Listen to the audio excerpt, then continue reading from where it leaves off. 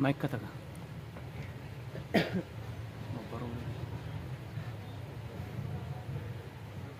नहमदुहु व नुसल्ली अला रसूलिहिल करीम अम्मा बादु फ़अऊज़ु बिल्लाहि मिनश शैतानिर रजीम बिस्मिल्लाहिर रहमानिर रहीम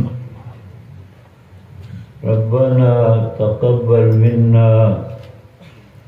इन्नका अंतस समीउल अलीम अल्लाहुम्मा सल्लि अला मुहम्मद व अला आलि मुहम्मद कमा सल्लैता अला इब्राहीम व अला आलि इब्राहीम इन्नका हमीदुम मजीद अल्लाहुम्मा बारिक अला मुहम्मद व अला आलि मुहम्मद कमा बारकता अला इब्राहीम व अला आलि इब्राहीम इन्नका हमीदुम मजीद या हय्यु या क़य्यूम बिरहमतिक नस्तगीथ अस्लिह लना शानना कुल्लह वला तकिलना इला अनफुसिना तरफत ऐन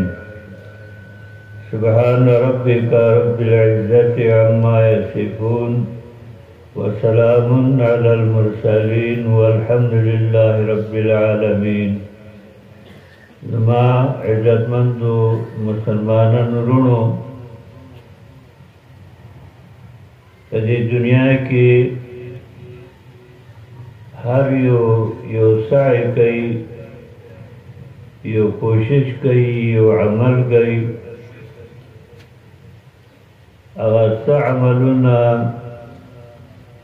ढेर पायदार भी आगा द जन्न रुस्तम पकारीगी दुनिया और द आखिरत द्वार दपारा मुफीद भी आगा कार यकीनन द अल्लाह द दिन कार भी दिन मुराद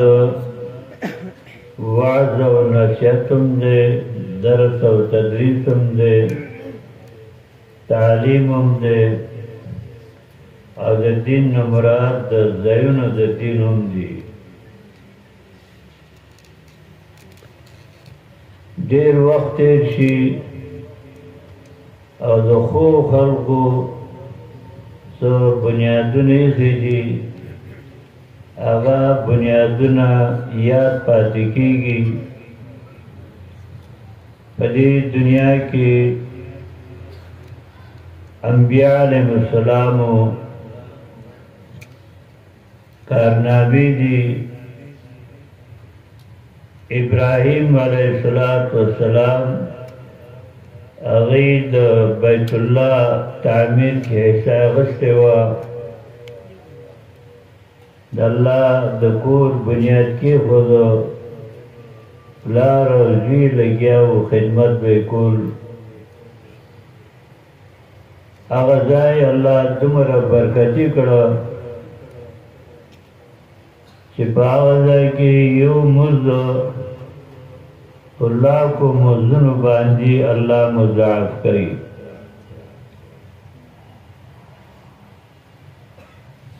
हम ज़्यादा मुझ पनियत बांधी दे जाना सफ़र सड़े कई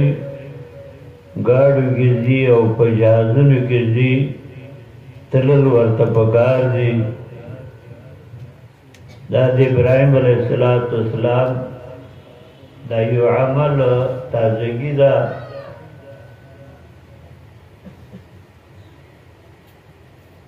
बैतुल मुक़द्दस चौस जागियार को लाश के दे द सुलेमान अलैहिस्सलाम यो यादगार द मस्जिद पर शगल बांधी आते यो मुझ अगर मुजाफ की को 500 मुजुन बांधी रसूल अकरम सल्लल्लाहु अलैहि वसल्लम चावल मदीने मनोवरे तशरीफ ओढ़ नेपाल तयो तो मस्जिद बुनियादी के खुद चाहता मस्जिद कुबा में लिखी او هفته کې یو ورځ به نبی علیه الصلاۃ والسلام هغه جومات ته به راته او په هغې کې 2 رکعات د لمونځ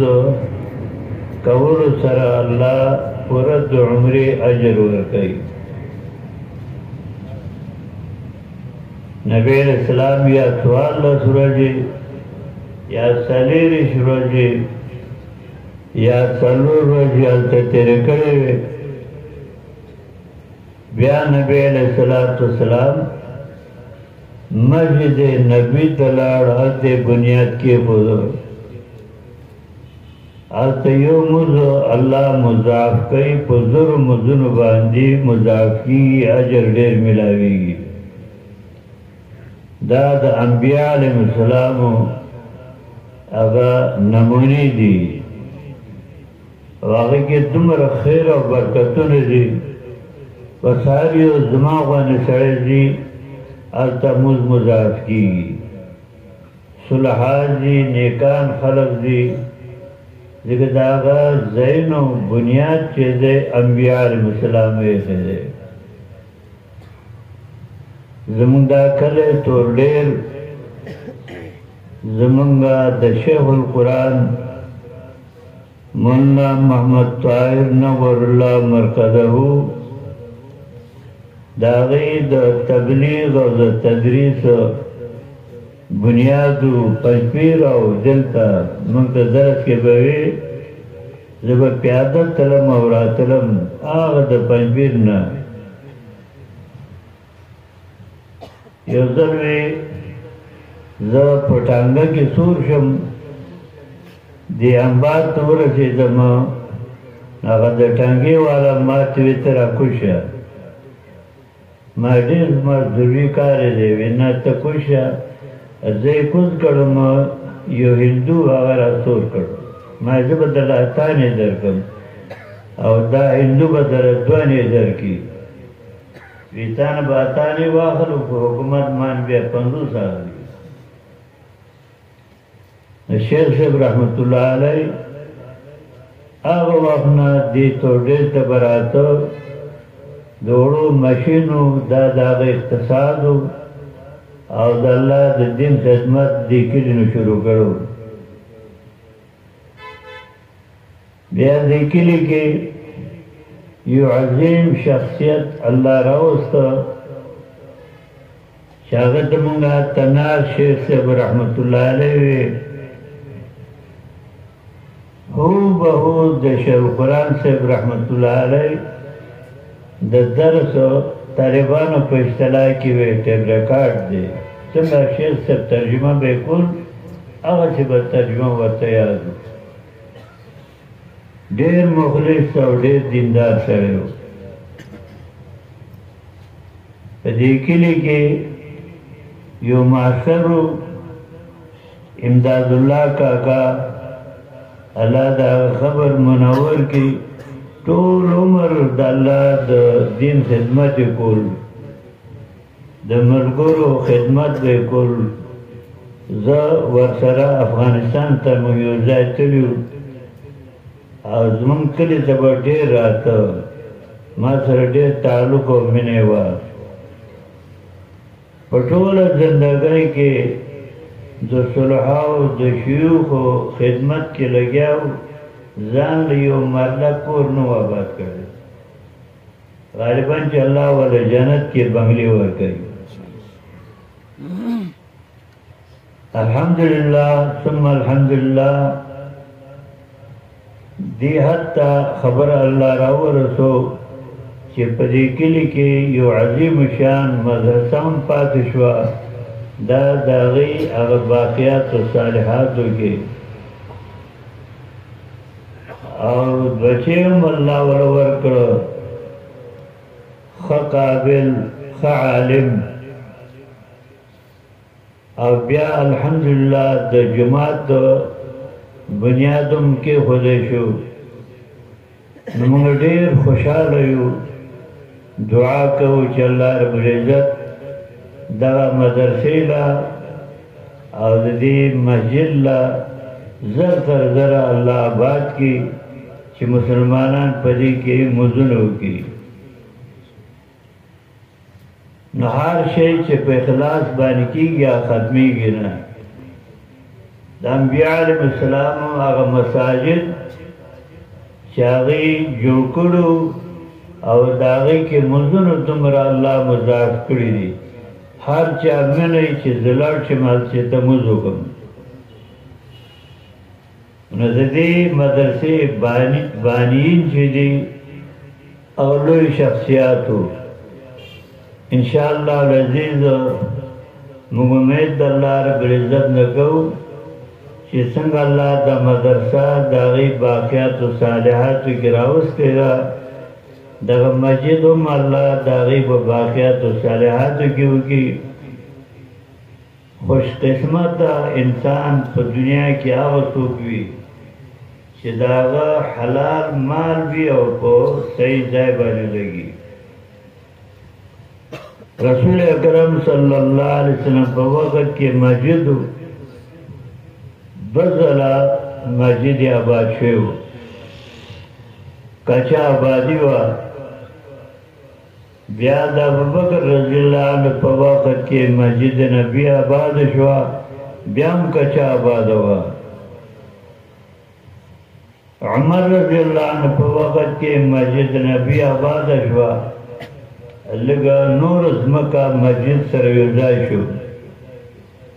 قبلې طرف باندې توسیع شو بیا وخت راغی د عثمان رضی الله عنه عثمان رضی الله عنه هغه جومات جوړول څه عجیبه انداز باندې هندوستان نه د ساج نومې لرګي دي او ډېر قیمتي هغه هلته نه راوسته او جومات کې ولګول جومات داسې کلاو کړو یمین شمال باندې شرق غرب باندې جومات یې کلاو کړو او داسې ښایسته د ستنې جوړې کړې په هغې کې نقشې والا کاڼې په ولګول او د دې خلکو په هر څه کې کاري وی ناشنا غونې شیش محل جوړ کړی نبی علیہ السلام داسې کچا آبادي وه او د دا بل شانتې جومات یې جوړ کړو حالانکې هغه جومات ټولو په چندو باندې هم نه وه عثمان رضی الله عنه خپل جیب په خرچه باندې آباد کړو نو عثمان رضی الله عنه فرمایي چې ما د رسول اکرم صلی الله علیه وسلم نه اورېدلي من بنا لله مسجدا چا چې الله رضا لپاره مسجد جوړ کړو بنا الله له بیت مثله فی الجنه الله هغه په جنت کې کور جوړوي خو زمونږه مقدور او زمونږ طاقت کې دی چېرته بلاک وي که طاقت یې ښایي نو خښته به شي